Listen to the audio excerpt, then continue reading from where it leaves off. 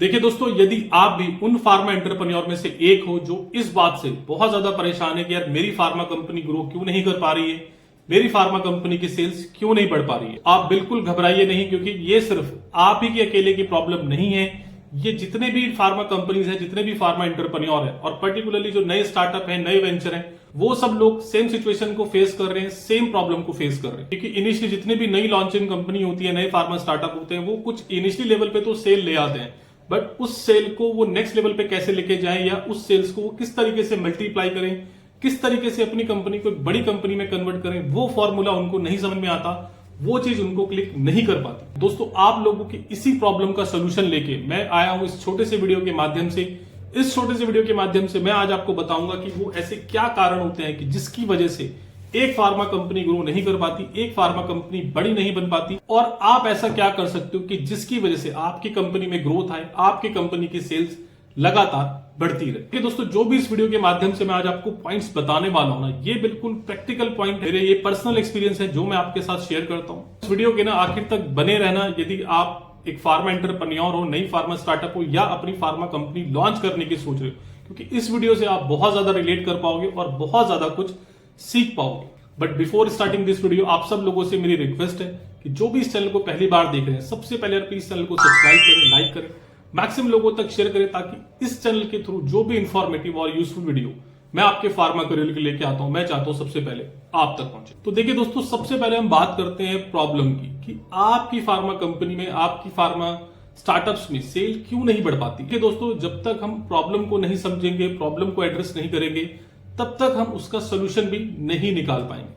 तो सबसे पहले तो मुझे यह समझना होगा कि मैं किस वजह से ग्रो नहीं कर पा रहा हूं। और जब भी मैं कोई वर्कशॉप करता हूं या मैं कहीं फार्मा एंटरप्रेन्योर से बात करता हूं, तो वो ना बहुत सारे रीजन मुझे गिना देते हैं कि सर हम इन वजह से ना अपना फार्मा स्टार्टअप या अपनी फार्मा कंपनी ग्रो नहीं कर पा रहे। तो यहां पे अगर मैं आपको मजे की बात बताऊं, तो कोई बहुत सारे रीजन नहीं है किसी भी फार्मा कंपनी की ग्रोथ को डिसाइड करने के लिए।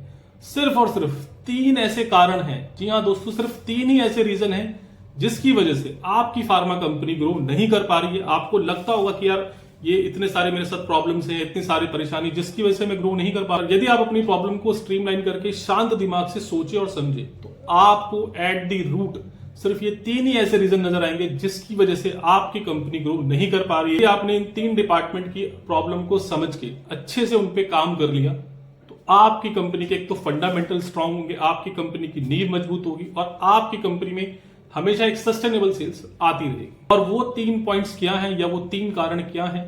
नंबर 1 है आपका प्रोडक्ट, नंबर 2 है आपकी फील्ड एक्टिविटी यानी आपकी मार्केटिंग स्ट्रेटेजी, एंड नंबर 3 आपकी पीपल यानी आपकी टीम। जी हाँ दोस्तों, किसी भी बिजनेस को, मैं फार्मा बिजनेस की बात नहीं कर रहा हूं, किसी भी बिजनेस में अगर ग्रोथ नहीं आ रही है, तो अगर आप डीप डाउन देखेंगे ना, एट द रूट देखेंगे, तो केवल और केवल यही 3 ऐसे रीजन होंगे जिसकी वजह से कोई कंपनी ग्रो नहीं कर पाती है। और हो सकता है अभी आप मेरी इस बात से एग्री ना हो, लेकिन आप बने रहना मेरे इस वीडियो के आखिर तक, क्योंकि जो मैं आपको आज बातें बताने वाला हूं, देखना आप उन पॉइंट से, उन प्रॉब्लम से जरूर रिलेट कर पाओगे, और प्रॉब्लम से रिलेट कर पाओगे, और जो मैं आपको सॉल्यूशन दूंगा, यदि आप उस सॉल्यूशन को इंप्लीमेंट करोगे, तो आपको अपनी कंपनी में रिजल्ट्स भी जरूर दिखाई देंगे। सबसे पहले अगर मैं बात करूं पॉइंट्स की, तो वो है आपका प्रोडक्ट। फार्मा कंपनी में सेल्स क्यों नहीं बढ़ पा रही है? क्योंकि मेजरली जो फार्मा एंटरप्रेन्योर है, जो फार्मा स्टार्टअप्स है, वो क्या करते हैं, इनिशियली बिल्कुल जनरल प्रोडक्ट से अपनी कंपनी शुरुआत करते हैं। तो उस प्रोडक्ट में कोई यूएसपी क्रिएट नहीं करते, कोई उसमें एक्स्ट्रा एडवांटेज या कोई एक ऐसा नया फीचर नहीं डालते। वो क्या करते हैं, वो देखते हैं मार्केट में ये सॉल्ट ज्यादा चल रहा है या ये कॉम्बिनेशन ज्यादा चल रहा है, तो वो बिना अपना कोई दिमाग लगाए या बिना उस प्रोडक्ट में कोई यूएसपी क्रिएट करे, उस प्रोडक्ट को एज इट इज उठा के कॉपी पेस्ट करके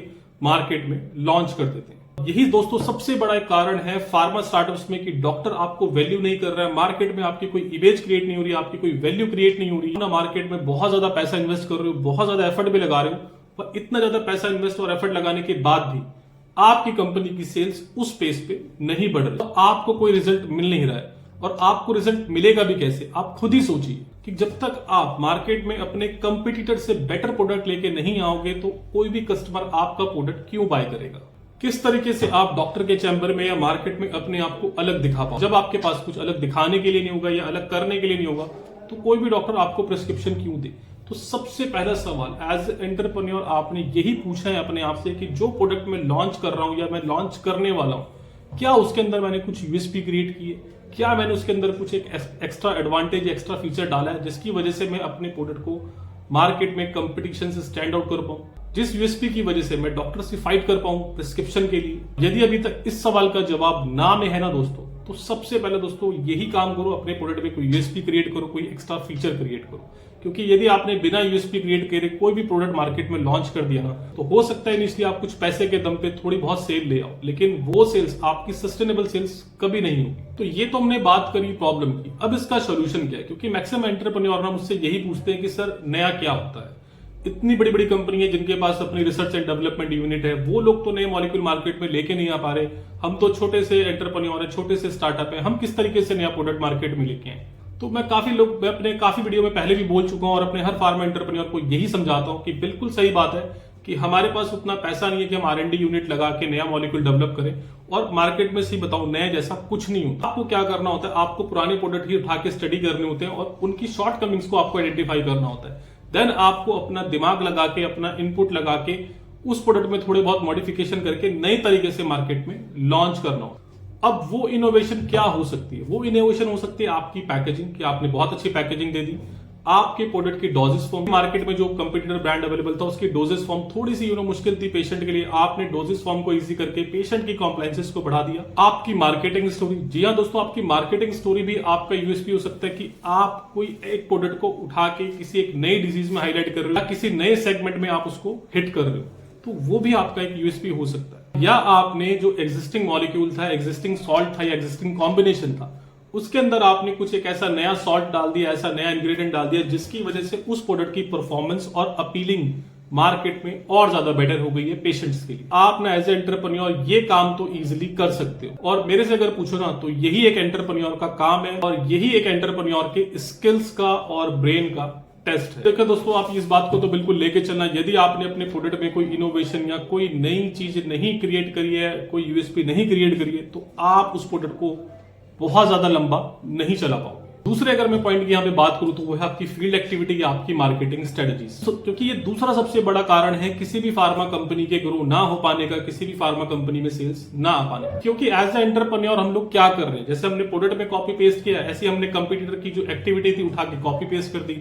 हमने क्या करा, हम मार्केट में गए, हमने डॉक्टर के पास जाके गिव एंड टेक मॉडल शुरू कर दिया और हमें लगता है कि यार इस तरीके से ना ये बहुत आसान मॉडल है और इस तरीके से हम लोग इजीली सेल्स ले आएंगे। हर एक डॉक्टर पे हम ये एक्टिविटी करके अपनी कंपनी को बड़ा बना ले, क्योंकि इसके अलावा और कोई तरीका हमें आता भी नहीं, क्योंकि ये तरीका हमें सबसे इजी भी लगता है। पर यकीन मानना दोस्तों, जो इजी रास्ता होता है ना, वो हमेशा डेड एंड पे जाके ही मिलता है। तो यदि आप भी अपनी फार्मास्यूटिकल कंपनी में केवल यही एक स्ट्रेटेजी को इंप्लीमेंट करके सेल्स ला रहे हो, तो आप यकीन मानना दोस्तों, आप ना एक बहुत बड़े ट्रैप में फंसते जा रहे हो। हो सकता है कि जो भी नए फार्मा एंटरप्रेन्योर या जिनको इनिशियली इस मॉडल पे आके कुछ सक्सेस मिल रही हो, मेरी बात को रिलेट ना कर पाए, मेरी बात को समझ ना पाए, बट लॉन्ग रन में आप देखना दोस्तों, आप मेरी बात को एग्री करोगे कि ये ना एक बहुत बड़ा ट्रैप है। और जो लोग इस ट्रैप में फंसे हुए हैं ना, वो लोग मेरी इस बात को बहुत अच्छे से कनेक्ट कर पा रहे हैं। और मैक्सिमम नए स्टार्टअप ना इसी मॉडल पे काम कर रहे हैं। वो क्या कर रहे हैं, अपने कंपटीटर कंपनी से ज्यादा परसेंटेज देके मार्केट में सेल्स कर रहे हैं। तो दोस्तों, हो सकता है इनिशियली आप इस मॉडल पे काम करके कुछ अपने लिए सेल्स जनरेट कर लो, एक सर्टेन लिमिट तक आप उस बिजनेस को मेंटेन कर सकते हो। बट यदि आप सोचो कि आप अपने बिजनेस को मल्टीप्लाई कर सकते हो या बड़ा बना सकते हो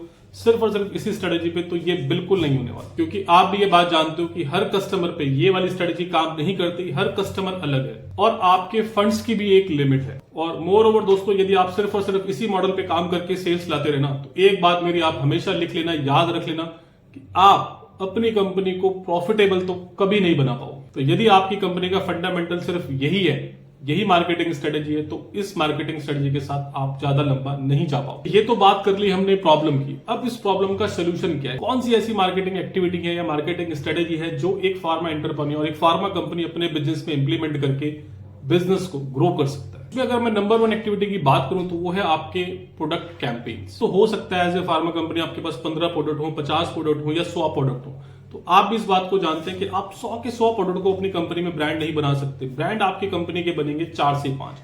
तो आपने क्या करना है, सबसे पहले अपनी कंपनी के जो बेस्ट प्रोडक्ट हैं, जिनमें आपने कुछ यूएसपी क्रिएट करी है, कुछ एक्स्ट्रा फीचर डाला है, उन 4 से 5 प्रोडक्ट को आइडेंटिफाई करें और वो प्रोडक्ट ऐसा हो कि आपके यूनिवर्सली चल सके। आपने अपनी सारी एनर्जी, सारा फोकस, सारा बजट उन 4 से 5 प्रोडक्ट में लगा देना है ब्रांड बनाने। आपने जो गिफ्टिंग करनी है, जो आपने सैम्पलिंग करनी है, जो भी आपने अपनी टीम्स को इंसेंटिव्स देने हैं, उन 4-5 प्रोडक्ट पे आपने हमेशा ज्यादा देने हैं। और सबसे इंपॉर्टेंट कि जो वो आपके 4 से 5 प्रोडक्ट आपने आइडेंटिफाई किए, उस प्रोडक्ट का मैसेज, उस प्रोडक्ट की डिटेलिंग, उस यूएसपी है, वो कस्टमर तक बिल्कुल सही तरीके से, इफेक्टिव तरीके से पहुंचनी चाहिए। दूसरा आप क्या कर सकते हो, स्मॉल एक्टिविटी लाइक आप गिफ्टिंग कर सकते हो, और गिफ्टिंग बिना यूनिक होनी चाहिए, क्योंकि फार्मा में ना आपने देखा होगा कि एक ट्रेंड है कि जो एक फार्मा कंपनी गिफ्टिंग करनी शुरू करती है ना, तो सारी फार्मा कंपनी उसी तरह के गिफ्ट लाके मार्केट में डॉक्टर्स को ना देना शुरू कर देती है। यहाँ पे भी कोई इनोवेशन नहीं है, कोई अपना इनपुट नहीं है, जस्ट उठा के बस कॉपी पेस्ट कर देते हैं। ऐसी गिफ्टिंग का भी ना दोस्तों कोई फायदा नहीं होता, क्योंकि यदि अब मेरे पास कोई ऑलरेडी एक चीज है और आप मेरे पास लाके वही चीज दोगे,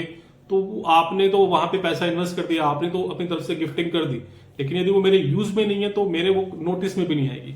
तो सबसे अच्छी गिफ्टिंग अगर बताओ ना फार्मा बिजनेस के लिए, तो वो होती है पर्सनलाइज गिफ्टिंग। यदि आप किसी डॉक्टर को कोई पर्सनलाइज गिफ्ट दे सके, जिससे वो रिलेट कर सके, कनेक्ट कर सके, तो आप देखना दोस्तों वो गिफ्टिंग ना दोस्तों आपको बहुत ज्यादा सेल्स में हेल्प करेगी। इसके अलावा आप बहुत सारे कैंप ऑर्गेनाइज कर सकते हैं। हीमोग्लोबिन कैंप होते हैं, ब्लड शुगर कैंप होते हैं, बीएमडी कैंप होते हैं। Lastly and my favourite is CME. जी हाँ दोस्तों, सीएमई ना एक बहुत इफेक्टिव टूल है आपकी नई कंपनी की सबसे पहले तो इमेज बनाने के साथ साथ आपकी कंपनी में सेल्स लाने में। तो यदि दोस्तों आप सीएमबी को इंपॉर्टेंस नहीं देते हो, तो प्लीज आज से ही इस तरफ थोड़ा सा दिमाग लगाना शुरू करो और अपनी कंपनीज में सीएमबी ऑर्गेनाइज करना शुरू करो।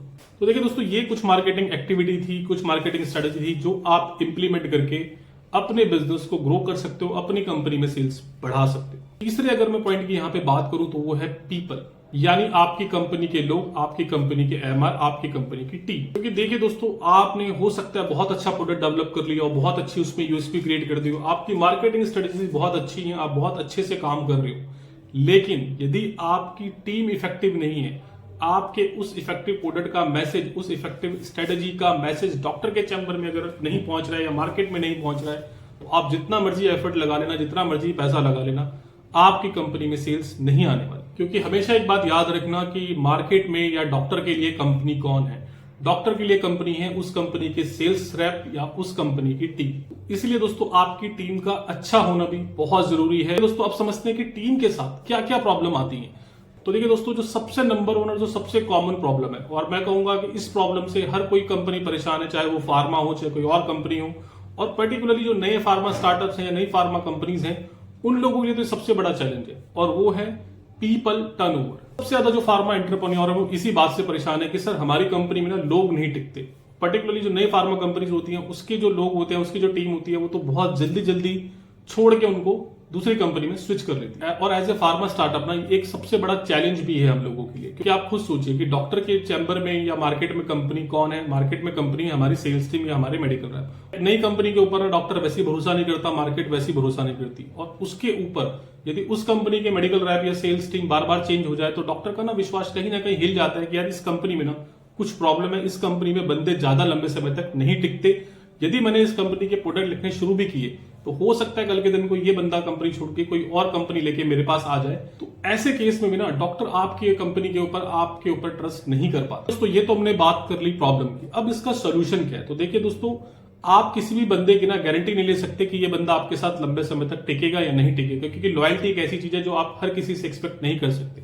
But as a startup, as a company, as a entrepreneur, आप क्या कर सकते हो? जो सबसे पहला आप काम कर सकते हो अपनी टीम को रोकने के लिए, टीम को रिटेन करने के लिए, वो है pay them as per market standard and on time. सबसे पहला आप क्या कीजिए कि जो भी आपने मेडिकल रैप अपनी कंपनी में हायर किया है, तो आप उसको ना एज पर मार्केट स्टैंडर्ड पे करना शुरू कीजिए, और हो सके तो इनिशियली मार्केट स्टैंडर्ड से 1000-2000 रुपए ज्यादा पे करना शुरू कीजिए। क्योंकि आपने देखा होगा कि जो मेडिकल रैप छोड़ के जाते भी ना कंपनी, वो 1000-2000 रुपए के लिए जाते हैं। उसको आपकी कंपनी में ही जो मार्केट स्टैंडर्ड है उस हिसाब से सैलरी मिल रही है, तो वो आपकी कंपनी को जल्दी से छोड़ के नहीं जाएगा। और दूसरा क्या है कि उनको टाइमली पे करना शुरू कीजिए। मैंने काफी सारे फार्मा स्टार्टअप्स में ये प्रॉब्लम देखी है कि वो एम्प्लॉयज को हायर तो कर लेती है, पर उनको सैलरी टाइम पे नहीं दे पाती। यदि सैलरी की डेट 7 तारीख है, 10 तारीख है, तो लोगों की सैलरी 15-15 या 20-20 तारीख तक जा रही है। तो देखिए, आप भी एज ए ह्यूमन समझिए कि हर किसी ने अपनी सैलरी के हिसाब से ना एक्सपेंस पाले हुए हैं। अब हर किसी की कोई ईएमआईज है, कुछ फैमिली रिस्पॉन्सिबिलिटीज, ये सोचता है कि यार मेरी सैलरी इस तारीख को आएगी, तो उसी हिसाब से मैंने अपनी ईएमआईज की डेट सेट की है, उसी हिसाब से मैंने अपने एक्सपेंसेस की डेट फिक्स की है। और यदि किसी एम्प्लॉय को उस टाइम पे सैलरी नहीं मिली और यदि उसकी जो ईएमआईज हैं या जो अपने घर के खर्चे हैं यदि वो ठीक से नहीं चला पा रहा है, तो आप सोचिए वो इस मेंटल स्टेट में आपके लिए कैसे काम करेगा। और ये आप भी जानते हो दोस्तों कि हर किसी का जो मोटिवेशनल फैक्टर है ना काम करने का, चाहे वो आपका एम्प्लॉय है चाहे वो आप हो, वो है पैसा, वो है मनी।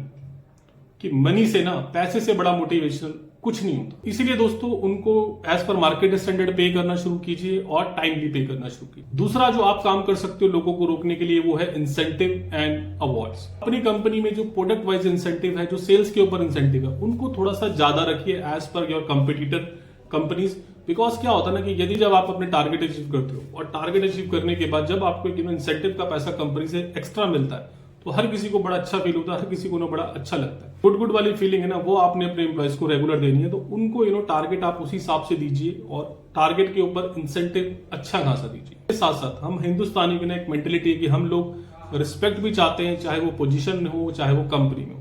कंपनीज के जो आपके एम्प्लॉयज हैं उनको वैल्यू करना शुरू कीजिए, उनको रिस्पेक्ट देना शुरू कीजिए और उनको वो ग्रोथ पाथ दिखाइए कि यदि आप इस कंपनी में भी इस लेवल पे हैं और ये कंपनी यदि आगे फ्यूचर में ग्रो करती है तो आप लोगों के पास कितनी अपॉर्चुनिटी है इस कंपनी के साथ ग्रोथ करने की। Third and last, to retain your employee, आप क्या कर सकते हैं, आप इन्वेस्ट कीजिए, ध्यान दीजिए उनकी ट्रेनिंग एंड डेवलपमेंट पे। देखिए दोस्तों, मैक्सिमम ना जो फार्मा एंटरप्रेन्योर स्टार्टअप है वो यही गलती करते हैं कि अपनी कंपनी में ना ट्रेनिंग को इंपॉर्टेंस नहीं देते, अपने एम्प्लॉयज की डेवलपमेंट पे काम नहीं करते। और ये ना एक लिंक्डइन का भी सर्वे हुआ था जहां पे लिंक्डइन ने रिपोर्ट जारी की थी कि उन कंपनियों के जो लोग हैं वो 25% तक ज्यादा लंबे समय तक टिक के काम करते हैं जिन कंपनियों में ट्रेनिंग और डेवलपमेंट को रेगुलर हिस्सा बनाया जाता है, एज कंपेयर टू वो कंपनी जहां पे ट्रेनिंग और डेवलपमेंट पे काम नहीं किया जाता। देखिए हर कोई ना अपने आप को डेवलप करना चाहता है, नई नई स्किल्स सीखना चाहता है और नए स्किल्स और डेवलपमेंट आपकी तभी होगी जब आप उनको ट्रेनिंग देंगे, आप उनके स्किल्स पे काम करेंगे। आज से ही दोस्तों आपकी ट्रेनिंग एंड डेवलपमेंट पे काम कीजिए। दोस्तों यदि अभी भी आप इस वीडियो में मेरे साथ बने हुए हैं तो अब अभी तक आपको काफी सारी चीजें समझ में आ गई होंगी, आप काफी कुछ रिलेट कर पाए होंगे अपनी सिचुएशन से। यदि दोस्तों ऐसा है, आपने कुछ अपनी प्रॉब्लम को इससे रिलेट किया, आइडेंटिफाई किया और यदि आपको इस वीडियो से कुछ भी इनपुट मिला तो सबसे पहले यार इस वीडियो को लाइक कर देना, कमेंट सेक्शन में अपनी राय जरूर दे देना। इस वीडियो को देखने के बाद भी यदि आपको समझ में नहीं आ रहा है कि यार मैं ऐसा क्या करूं या मैं किस तरह की अपनी सिचुएशन स्पेसिफिक स्ट्रेटेजी इंप्लीमेंट करूं या अपनी एरिया स्पेसिफिक स्ट्रेटेजी इंप्लीमेंट करूं, इसके लिए दोस्तों आप जो नीचे नंबर फ्लैश हो रहा है या मेल आईडी हो रही है, आप मेरे को यहाँ पे कनेक्ट कर सकते हैं और मैं आपको आपके एरिया के हिसाब से, आपकी सिचुएशन के हिसाब से आपको टेलर मेड सोल्यूशन प्रोवाइड करूंगा और आपको इंश्योर करूंगा कि आपकी फार्मा कंपनी ग्रो करे, आपकी फार्मा कंपनी में सेल्स जरूर आए।